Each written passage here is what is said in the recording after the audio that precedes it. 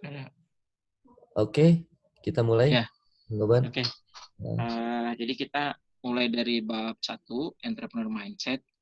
Kalau boleh diurai, Kang Heri, ini sebetulnya entrepreneur itu dari mana mau kemana sih Ya. ininya apa yang terjadi dan yang membedakan dia menjadi berbeda dengan orang-orang lainnya. Heeh.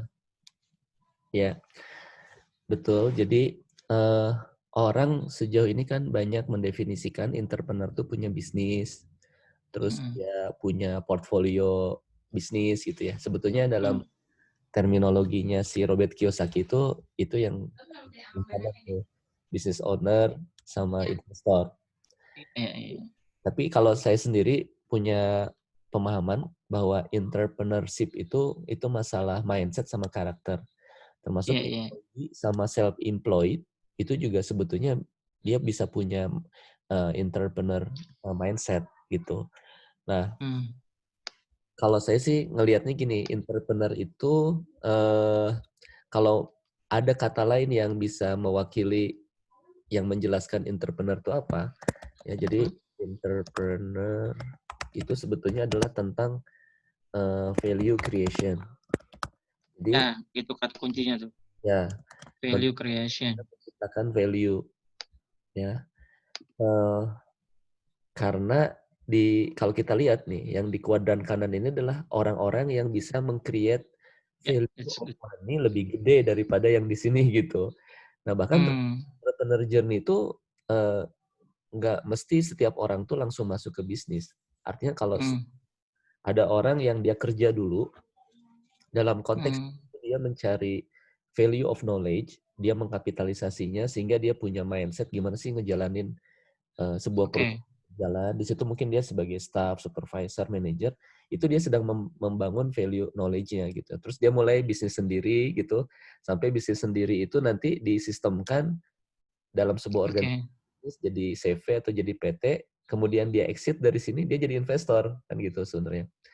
Nah, eh, nah kenapa harus value creation? Karena dalam bisnis itu ada 3 level dari value. Pertama value, kedua price, yang paling bawah itu cost. Jadi tadi diulangi lagi ke yang employee. Dia value creation juga, cuman skalanya beda ya sama Dia yang SBI. dia value creation, dia meng-create value untuk orang lain karena di situ dia sebagai. Oke. Tapi sebetulnya dia harus punya mindset entrepreneur. Jadi bagaimana misalkan dia jadi marketing manajernya untuk misalkan ya produk ya paling simpel lah jualan pisang gitu.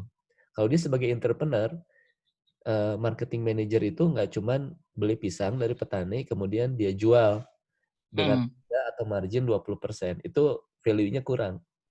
Tapi kalau hmm, sebagai marketing manager yang punya entrepreneur mindset, hmm, dia bikin si pisangnya itu pakai kemasan bagus, kemudian hmm, dikasih brand yang keren, kemudian dikasih hmm, story. Ini pisang pisang menyehatkan ya, yang dipanen dari petani wilayah Kabupaten Bogor yang memberdayakan hmm, banyak hmm, hmm. Ada masyarakat. story-nya. Nah, itu dia dia memasukkan value terhadap produk itu gitu. Walaupun Ya, dia oke. karyawan di situ. Nah, ketika dia sebagai karyawan dia punya pengalaman, oh ternyata di perusahaan itu gini ya ngelola bisnis. Hmm, Ada bagian purchasing yang beli barang, kemudian ada bagian inventory yang ngurusin stok masuk, stok keluar, ada bagian komersial yang jualan, yang marketing, sama orang finance, accounting yang mendokumentasikan semua hmm. putaran uang. Oh, saya mah kebayang kalau gitu mah saya mau bikin bisnis sendiri aja deh. Dia udah ngerti, barulah dia masuk ke sini nih. Ya, Ya entrepreneur journey dia, ya dia bikin bisnis sendiri. value-nya beda ya. Value-nya, Value-nya dia kalau di sini setiap keuntungan tuh dia berikan kan ke perusahaan, ke pemilik perusahaan. kalau yang berikutnya ke, Dia di sini hanya dapat gaji aja yang mungkin flat. Tapi kalau ketika dia jadi self employed, tapi dia punya konsekuensi untuk ngurusin semua, ya margin hmm, seluruhnya buat dia sebagai hmm, gitu ya, sebagai self employed yang mengerjakan sendiri.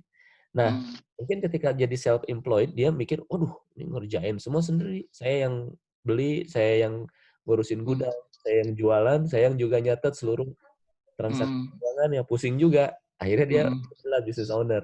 udahlah saya bikin PT aja, saya rekrut orang. Toh dari bisnis yang saya jalanin ini, saya udah punya uang cash flow untuk ngebiayain gaji orang gitu. Untuk perusahaan sendiri berarti ya? Perusahaan sendiri, Mm-mm. dia jadi business owner. Jadi ketika dia bikin CV atau PT, dia tuh sebetulnya sedang membuat organisasi, ya, sebuah Mm. sistem yang akan menjalankan seluruh proses bisnisnya oleh organisasi sistem itu. Dia hanya yang memiliki itu aja. Jadi di sini Mm. perusahaan. Nanti dia ngerekrut orang purchasing, orang gudang, Mm. orang sales marketing, sama orang accounting finance yang ngurus ininya. Nah, jadi dia nih sudah, kalau udah di B ini, dia menggantikan posisi seberangnya yang waktu dia jadi employee, dia bekerja kepada business owner, sekarang dia di business owner. Iya, Gitu. iya, iya. Nah, ketika bisnisnya berkembang terus, misalkan cabangnya cuma di Bogor, eh, Mm. tahun kedua Jabodetabek, tahun ketiga ke Jawa Tengah, tahun ketiga ke Jawa Timur, Mm. tahun kelima ke seluruh Indonesia, dia mulai berpikir, ini saya udah jadi pemain besar ini dan sudah jadi market leader Mm. di kategori jualan pisang tadi. Terus Mm. juga mikir, duh saya ini masa sih ngurusin pisang terus gitu. Saya pingin juga membantu para petani, bahkan punya kebun, punya kebun pisang sendiri, membina petani sendiri. Nah mulai di situ ada sisi socio-technopreneur yang dia sudah mikir, ini masa cuman saya yang kaya sendirian, petaninya nih harus saya bantu juga, karena saya nggak bisa sebesar ini kalau tanpa bantuan petani. Di situ udah Mm. ada sisi-sisi sosiopreneur, kemudian teknopreneur juga sudah mulai ada di sana karena misalkan dia berpikir untuk mengelola, let's say dia punya 100 cabang seluruh Indonesia, eh, Mm. kalau dikelola secara manual kan pusing, maka dia melibatkan teknologi, ya, pakai ERP misalkan Enterprise Resource Planning, mulai dari sourcing, pengadaan, mulai Mm. dari stock management, penjualan dia bisa monitor real time tiap hari, tiap detik, walaupun itu jualannya di Papua misalkan. Sama Mm. laporan keuangan yang real time juga, karena dia sebagai pemilik perusahaan kan harus tahu kondisi keuangan Mm. gimana. Nah, ketika semua ini udah established, dia juga berpikir, ya udah dah, ini saatnya saya untuk scale up atau untuk mendapatkan di level berikutnya, value Mm. value berikutnya. Akhirnya supaya lebih profesional, biasanya orang tuh berikutnya ke IPO, ya, initial public Mm. offering. Dia biasanya keluarkan sampai 30% dari sahamnya untuk dijual ke publik. Nah, bagusnya kalau udah dijual ke publik itu, transparansi itu benar-benar terbuka karena publik yang membaca tadi seluruh proses yang dia bangun. Sehingga dia akan membangun tim yang lebih profesional, sistem yang lebih profesional. Mm. Nah, disitulah di IPO itulah dia kemudian nanti sebagai business owner akan dapat value berikutnya, yaitu dapat namanya capital gain. Jadi Mm. Mm. keuntungan dari modal awal. Jadi kalau misalkan tadi modal awal dia cuma 300 juta ya, itu kan minimum Iya. kita bikin perusahaan. Nanti capital gain dia ketika exit, dijual 30% ya, itu misalkan dia jadi nilainya 5 triliun, nilai valuasi perusahaannya karena sudah ada di 100 kota seluruh Indonesia misalkan. 5 triliun dia IP dijual ke publik 30%, berarti kan 1,5 triliun ya. Mm. Nah itu 1,5 triliun itu berarti itu nilai pasarnya, dia punya, kalau misalkan dia sendirian, dia Mm. punya 4,5 triliun. Gitu. Oke. Eh, Nah, ini menarik ya kalau kita urai satu tapi dalam lah gitu intinya ya. nah, Jadi, kan belum selesai Kang Maman ceritanya. oke, siap, siap, siap. Nah dia kan dari situ sahamnya tuh dijual tuh ya, Mm. 20% tuh. Dia dapat 1,5 triliun. Bayangkan dari 1,5 triliun itu dia bisa melakukan apapun gitu. Makanya Ya, di sini oke. dia jadi investor. Dia invest misalkan ke koperasi pisang ya di Mm. Bogor. Dia bantu di situ, dia sebagai sociopreneur, dia bimbing para petani pisangnya, Pak, ini selain jadi koperasi jadiin PT. Kami nggak punya modal, Pak. Udah saya jadi investornya. Udah saya modalin sekian. Dia di situ jadi investor tuh. Kemudian di rantai pasca panennya, ini kayaknya supaya value produk saya lebih bagus, packagingnya bagus, kualitasnya bagus, saya harus pastikan rantai pasca panennya juga Mm. baik. Maka dia invest di perusahaan logistik. di perusahaan pergunangan gitu. Terus Mhm. dia perlu backup sistem yang lebih sustainable nih. Dia invest di perusahaan IT. Jadi dia sebagai di level berikutnya, dia tuh menggunakan capital gain yang dia dapat itu untuk investasi di portfolio yang saling mendukung ekosistem bisnis yang dia kembangkan gitu. Mhm mhm. Ketika semua ini udah jadi, ya udah dia mah mungkin nanti ya setelah ini udah lengkap nih portfolio bisnis di investasi yang mensupport seluruh Mhm. rantai nilai ya value chain dari pisang itu sebut saja tadi dia bisnis pisang. Mhm. Ya pada akhirnya ya udah ini kalau udah jalan dia akan retired cuti dari kehidupan profesional ini dia menikmati hidup dalam konteks dia mungkin jadi filantropi gitu bikin yayasan Mhm. bikin gerakan sosial yang lebih sifatnya itu donation aja. Jadi ngasih hibah ke orang. Mhm. Nah, Oh jadi gitu. ya, jadi kalau semua orang punya mindset seperti itu, journey-nya, jadi seru sih dan hidup tuh lebih bermakna gitu. Jadi ketika Mhm. dia berpikir di sini ya, saya suatu saat nanti hidupnya akan ceritanya kayak gini gitu. Itu tuh akan apa ya, apa yang kita kerjain tuh benar-benar ada passion-nya gitu, ada purpose-nya gitu. Ada banyak hal lah bermakna. Gitu Kang, dan kalau kita lihat kan memang begitu ceritanya ya. Ini sorry, Mhm mhm. foto. Iya iya. Ini Bill Gates tuh kan gitu. Dia awalnya Mhm. employee, ya dia sebetulnya kan kerja sama Paul Allen, ngerjain gitu ya. Mhm. Waktu itu nama company-nya Microsoft ya. Ini Mhm mhm. Elon Musk kan awal-awal dia sebelum bikin PayPal segala macam tuh dia juga kerja. Employee. Jack Ma juga sempat melamar ke sana kemari, KFC dan sebagainya. Sampai suatu saat dia tuh jadi self-employed, bikin startup itu kan, ya dia ngerjain sendiri semua gitu ya. Cuman sendiri 2 orang, 3 orang co-foundernya. Sampai akhirnya ketika makin gede dia bikin organisasi, PT, Mhm. sama investor, makin gede-gede dia exit, journey-nya jadi lain.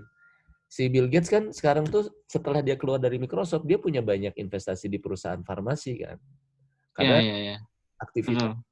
Bill and Melinda Gates tuh lebih banyak di dunia kesehatan gitu, bikin rumah sakit, apa segala macam. Mhm. Elon Musk setelah jual PayPal dapat 15 triliun kalau nggak salah, dia bikin perusahaan teknologi yang mengubah dunia gitu. Tesla, SpaceX gitu ya, Solar City dan sebagainya. Jack Ma sih mungkin dia nggak kelihatan sekarang bikin ada dari jejaring bisnis, tapi dia lebih ke sosial. Jadi eh, Mhm. itu tuh menurut saya entrepreneur tuh nih value creation tuh value di sini dalam makanya disebutnya value ya bukan profit atau margin. Karena value ini bisa value yang sifatnya material maupun value yang sifatnya spiritual gitu, Iya iya betul. teknologi dan sebagainya. Ya itu kata kuncinya menarik. Jadi itu kan apa another perspektif ya tentang apa entrepreneur. Saya lagi berusaha untuk bikin ininya kuadrannya gitu. Apakah si value creation ini antara job dengan sistem di satu itu ya satu garis eh, X-nya misalnya Ya, yang horizontalnya itu job dengan sistem ujungnya itu kan ada tuh ya heeh, job dengan sistem di X-nya tuh yang apa yang horizontalnya ya, vertikalnya private dengan public misalnya ketemulah satu kuadran itu kan apa kuadran kita gitu kuadran ide gile lah ibaratnya tapi bisa di ini ya bisa dieksplor lah ya, bahwa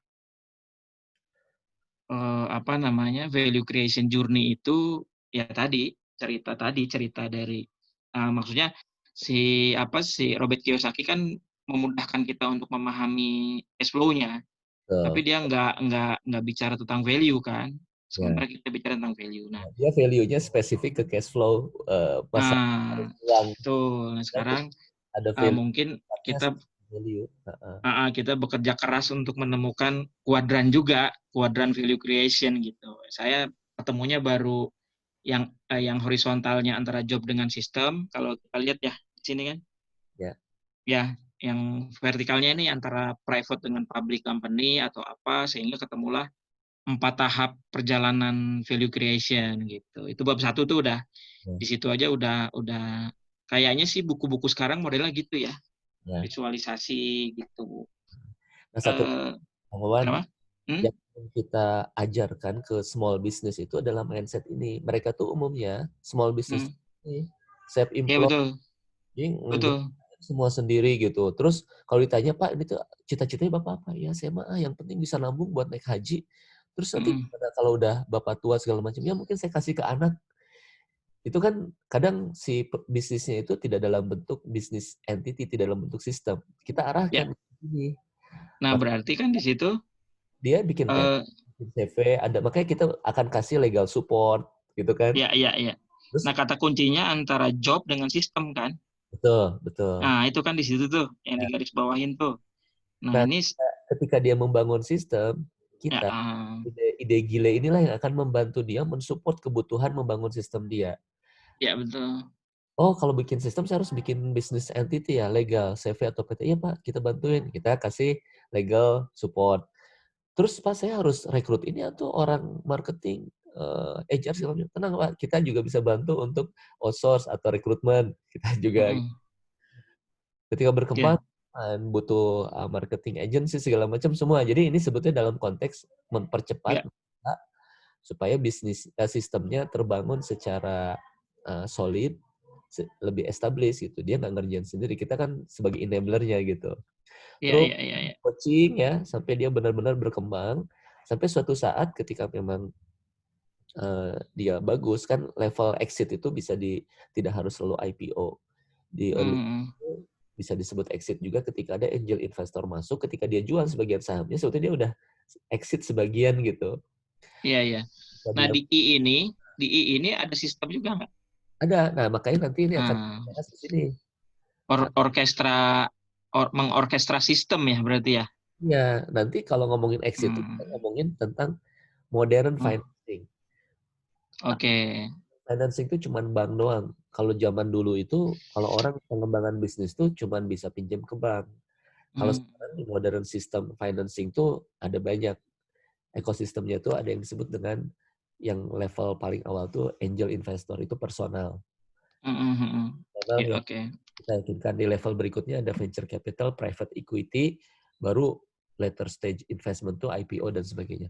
Tapi nanti ketika dia cari uang itu, ini butuh ini nih, butuh pitching skill karena mempresentasikan bisnis kan, bukan sekedar Mm-mm. ngobrol biasa gitu. Itu butuh Mm-mm. pitch deck, isinya apa, segala macam itu nanti di bootcamp itu kita ini Iya, kan. iya, iya. Jadi ceritanya begitu sih antara Mm-mm. journey entrepreneurship ini memang UMKM kalau disuruh jalan sendiri itu pertama dia belajarnya akan panjang, kedua dia butuh kolaborasi sama pihak lain yang mensupport, dia nggak bakal bisa menyediakan kebutuhannya sendirian. Dia butuh enabler.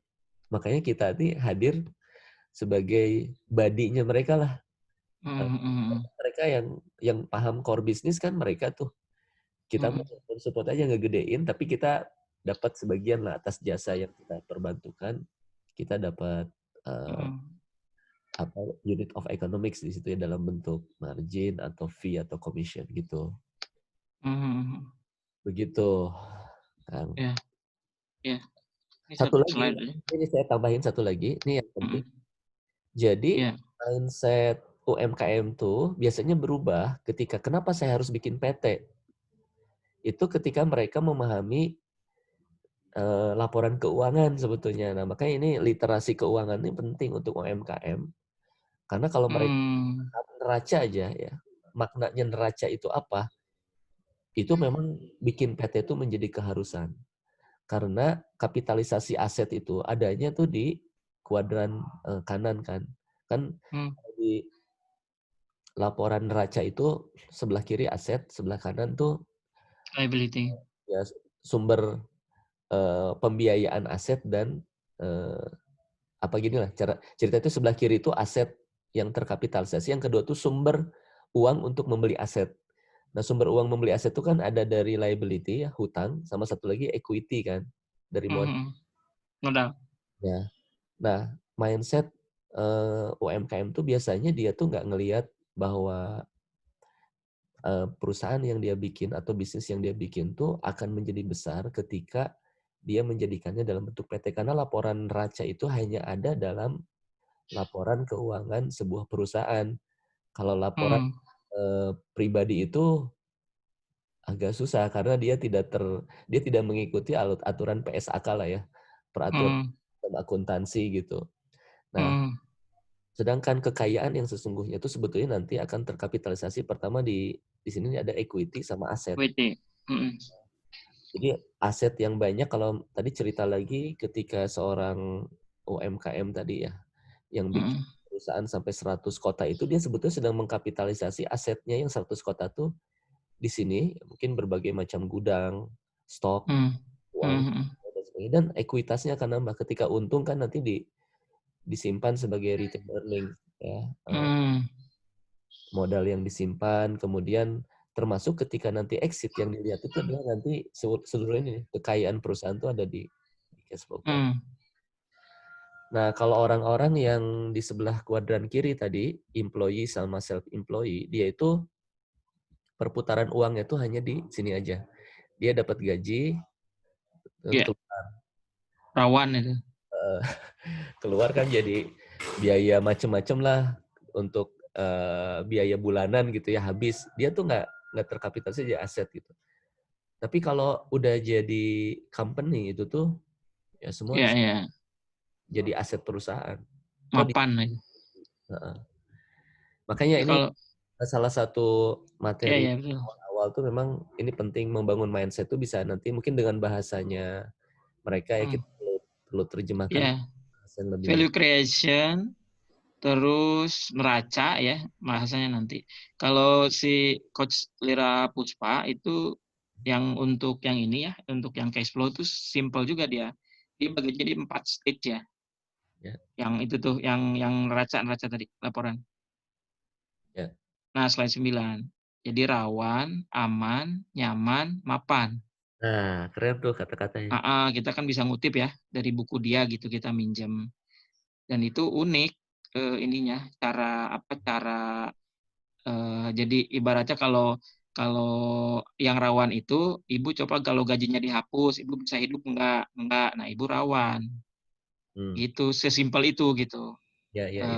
Terus misalnya ibu punya jadi guru, ajar les, itu kan bukan self employee ya, ngajar les. Ya, Coba hapus yang itu, coba hapus yang gaji, masih masih bisa nutupin nggak kebutuhan yang mendasar ya, makan segala macam. ya yang Udah kedua yang hmm? setelah rawan apa? Rawan itu kalau Setelah rawan, aktif, rawan, aman, nyaman, mapan. ya berarti ini aman lah ya, mungkin rawan, aman, nyaman, mapan. Iya betul. Jadi mapan itu kalau kalau apa pasif income-nya sudah bisa menghidupi gaya hidupnya beserta kebutuhan pokoknya. Ya, ya, ya, Bisa nonton, bisa beli buku gitu. Kalau aman tuh baru terpenuhi kebutuhan dasar ya, ya, gitu. Bisa aja bisnis dia punya, tapi self employee gitu bisnisnya sebetulnya. ya, Sebetulnya self employee bukan bisnis karena dia kayak tukang mie goreng tuh yang kalau ditinggalin sakit gitu. Dia sebetulnya kan bukan bisnis. Bisa jadi dia self employee sebetulnya ya. Tapi berasa bisnis kan gitu, UKM tuh. ya. Nah, Gitu. satu lagi, Kang, nih, Mm, mm, ini mm, mm. naik kelas, kalau menurut saya tuh begini, ya, simpelnya kalau Ya, bahas. ya, ya. Oh, gitu. Beli Ya, jual. ya, Ini ini ada, keren ya. Sayang banget ini kalau nggak uh, dipublikasi nih. jadi ada waktu, kan waktu itu Mm. jalannya bisnis dia ya dari waktu ke waktu, sama ini Oke. omset dia. Orang tuh biasanya UMKM tuh kan cuman cuman beli jual aja atau jual beli ya. Mm, Dia beli jual, mm, kan dia beli dulu baru jual.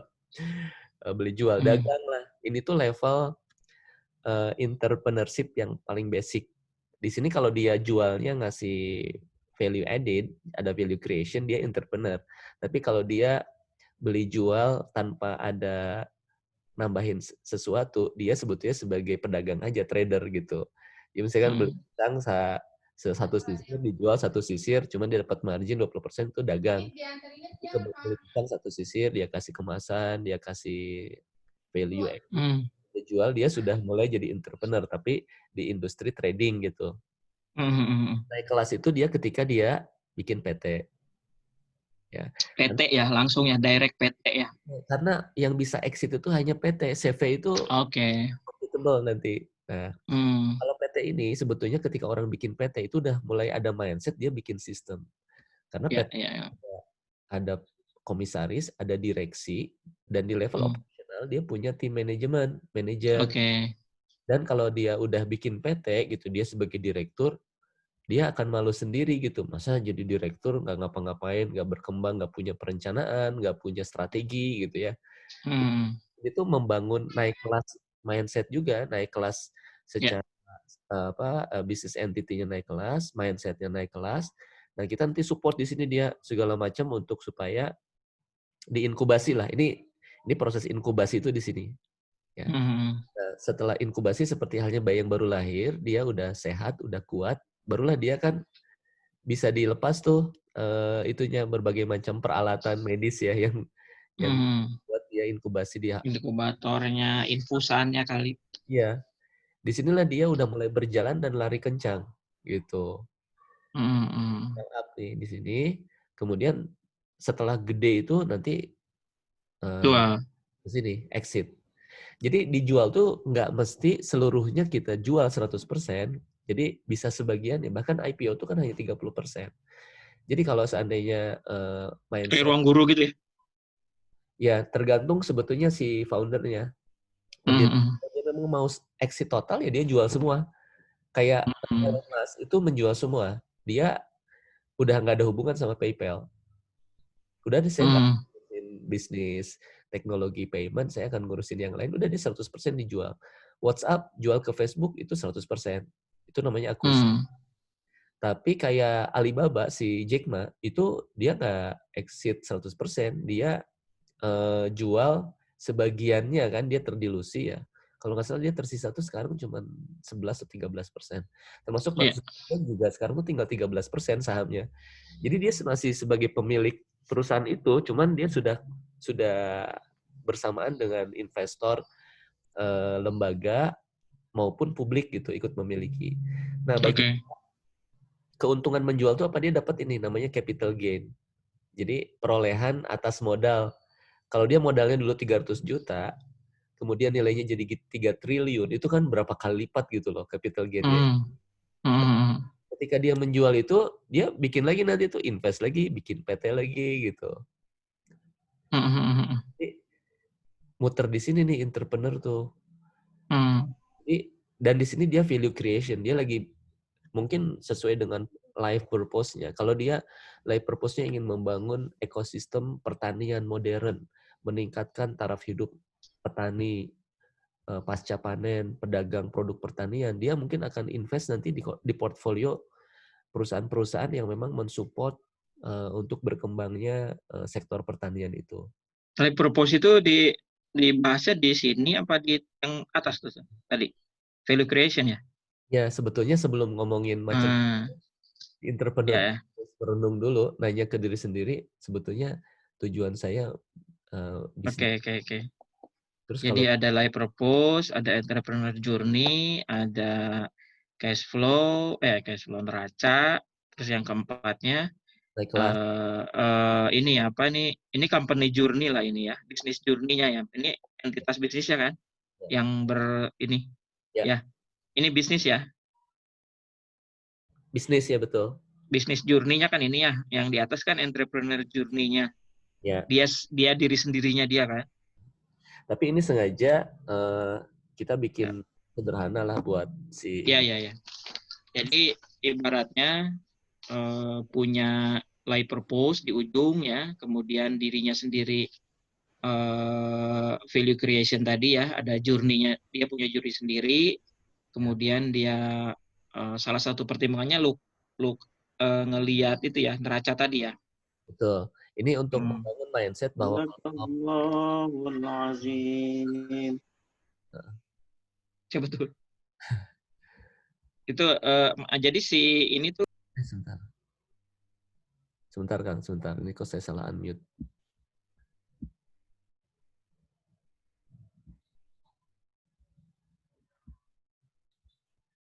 Sebentar. Halo?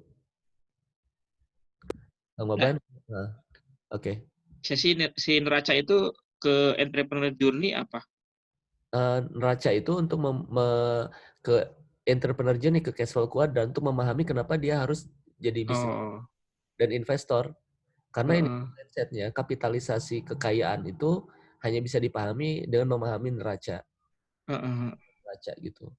Tapi ini memang orang accounting akan makin connect, tapi menurut saya nanti bagian dari mungkin kalau di bootcamp itu ya ada mungkin satu sesi lah tentang memahami kekayaan lewat laporan keuangan gitu. Tapi Iya, disederhanakan. iya.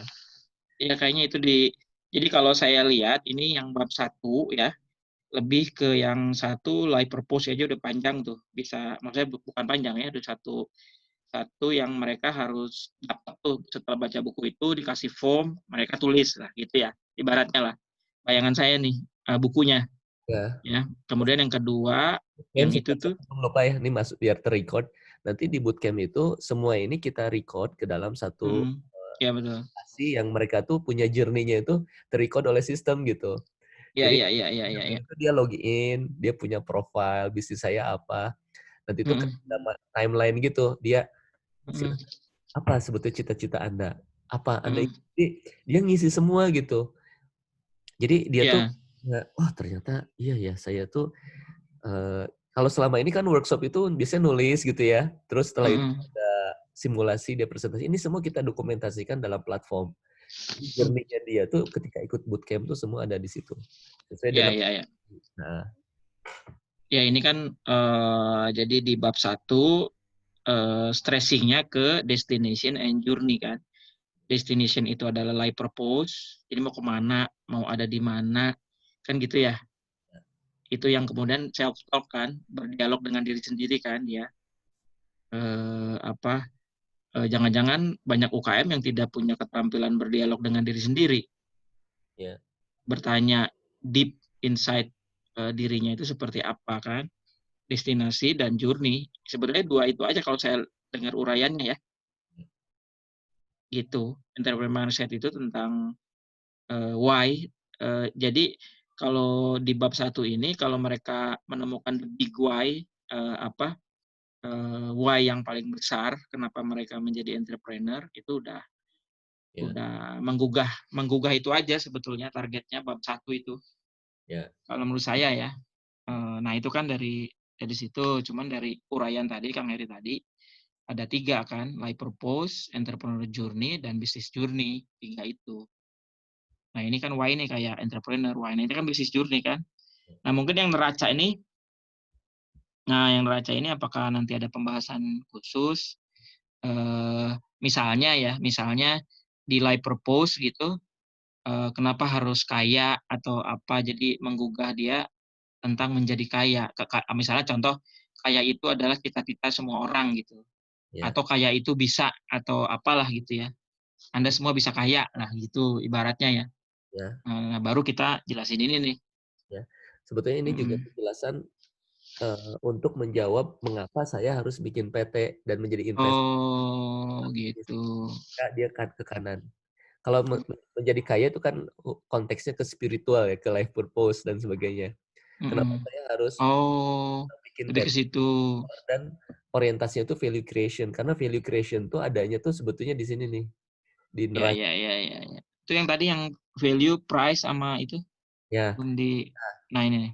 eee, jadi value, price, sama cost tuh gini, kalau dalam konteks pisang tadi, cost itu kan pisang yang dibeli dari pemasok, Mhm. dari supplier, misalkan Mhm. 100.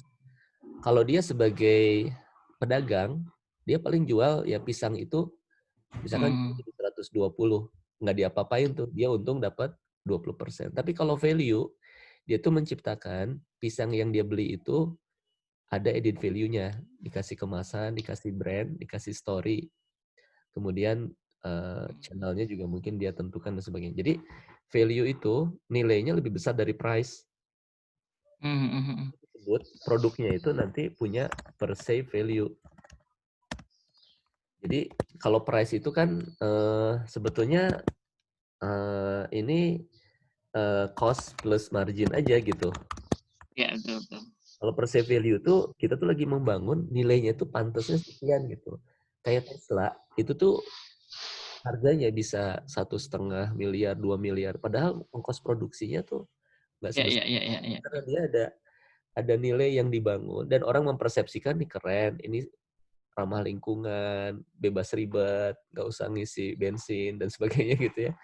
Oh, padahal naik Grab aja ya. Nah Kalau jadi mau. eh, Oke, oke. si entrepreneur tuh harus membangun ini nih perceived value dengan berbagai macam creation, creativity. Oh, jadi Nanti kalau dia organik misalnya ya, eh, jual-jual produk-produk hidroponik atau apa kan yang dijual sebetulnya value-nya ya. betul, bukan jualan sayur gitu, Hmm. jualan rice aja. Dia harus harus harus bikin ini nih Ya, perceived. ya, ya, ya. Nah, entrepreneur itu sebetulnya Hmm. ketika nilainya mau gede itu dia harus membangun value di ini semua. Ya value yang sifatnya spiritual, itu life purpose, maupun value yang sifatnya eh, Oke. economical, finansial gitu. Hmm. Makanya nanti step berikutnya kita tuh sebetulnya untuk membangun value itu nanti di sini nih. Ada level-level inovasi. Tapi ini menurut saya sih di bab berikutnya aja. Ya, ya. Itu cukup Pokoknya yang biar 3 tuh. menurut saya sih Sampai slide 10. untuk pagi ini cukup dulu lah ya. Eh, Hmm. supaya Oke. Kalau mau di ini kan, Iri ya, kalau mau sambil nyicil sih sebenarnya tiap slide tadi aja diomongin.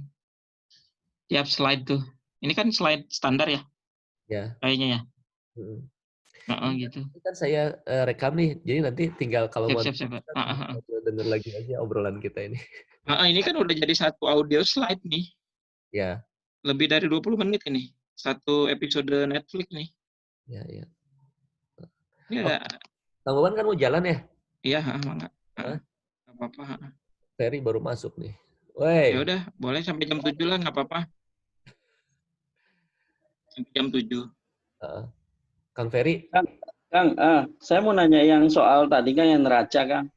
ya, Neraca itu kan di situ nggak ada equity, Kang. Semuanya jadi aset. enggak, equity ada di bawah. Sebetulnya ini tuh kan arus kas ya. Equity itu kan dia tuh bukan dia tuh hasil dari arus kas. Memang sih ini saya ngambilnya dari si slide Robert Kiyosaki, tapi mungkin nanti di slide kita punya yang Ada equity gitu kan. Di bawah liability kan. Jadi ya. uangnya itu masuknya di equity kan, nggak semuanya di aset kan. Enggak, kalau uang gini kan ini kalau neraca itu ngejelasin kekayaan ini didapat dari mana gitu. Kekayaan ini kan ada dua, ada yang sifatnya lancar, artinya liquid bisa digunakan dalam waktu cepat, sama yang fix yang nggak bisa digunakan dalam waktu cepat kayak tanah gitu. Nah, dari mana dia dapat aset ini? Pertama dari hutang atau dari modal Ya, gitu. Nah, kalau sebetulnya penjelasan tentang neraca ini kan neraca ini hanya applicable untuk PT atau CV.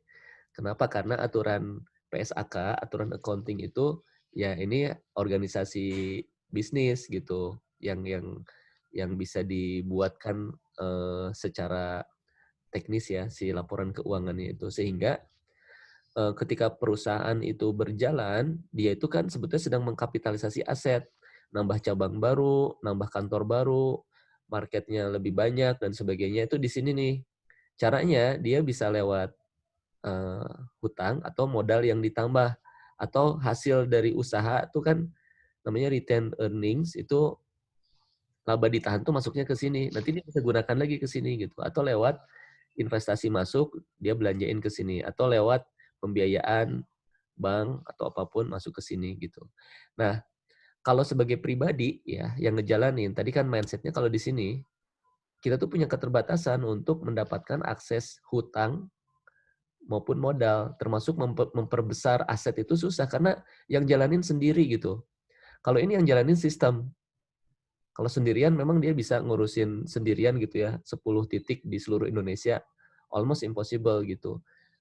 Di hari ini dia di Bogor, nanti siang dia harus ke Papua, nanti sore dia harus ke Padang, itu almost impossible. Tapi ketika dia punya sistem, dia tinggal bikin aja cabang di Padang, cabang di Papua, punya sistem tersendiri di sana yang dari hari ke hari itu dia mengkapitalisasi asetnya itu dalam operasional perusahaan gitu. Jadi Ini sebetulnya neraca ini untuk menjelaskan betapa pentingnya memiliki sistem, karena kekayaan itu nanti yang akan menggenerate, yang akan menghasilkan kekayaan dalam bentuk aset dan cash flow itu adalah sistem, bukan dirinya. Gitu. Ya, mungkin kita perlu, ini bagus sih maksud saya gini, dari kuadrannya Robert Kiyosaki, kita konekkan dengan apa namanya kelebihan dan kekurangan, cuman dari dalam konteks laporan keuangan gitu loh. Jadi kayak keuangan pribadi gitu loh, Kang. Ya, Misalnya gini, kayak employee misalnya. Employee itu kan kalau kita konekkan dengan pemahaman terhadap kekayaan dari perspektif laporan keuangan, dia itu sebenarnya poverty yang sebelah kiri lah, paling kiri lah, gitu kan ya? Ya nggak sih? ya, ya. Ya kan, dia itu adanya di sebelah kiri. Kenapa? Karena dia dapat income, tapi income-nya itu nggak cukup untuk memenuhi apa namanya keinginan dia untuk mendapatkan aset. Jadi habis buat expand aja. Ya, ya.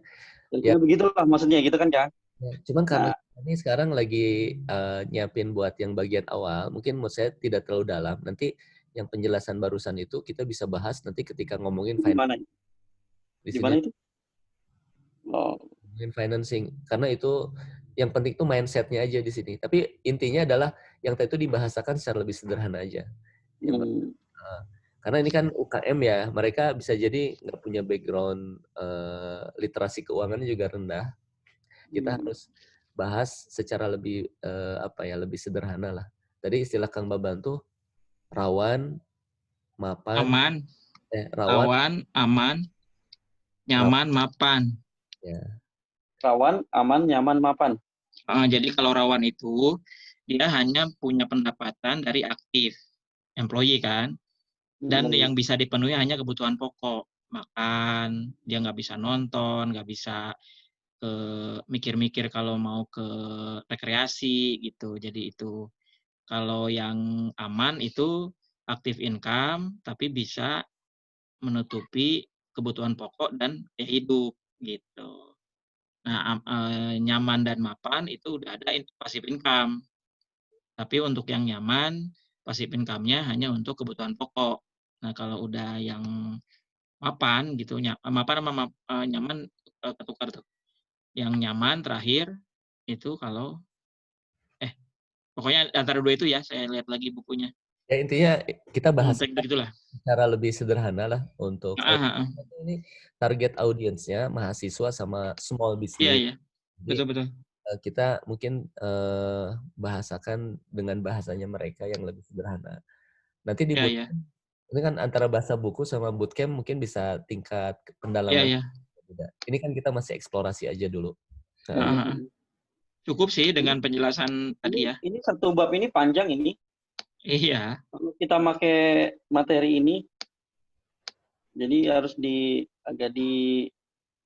makanya skema kuadran itu menjadi matriks, itu menjadi penting sebetulnya. Yang kemarin kita diskusikan, buku ini mungkin tidak penuh dengan kata-katanya kata kunci, deskripsinya singkat, ringkas, tapi ada QR code gitu. Jadi kalau mereka mau ini podcast gitu. Intinya sih itu sebenarnya.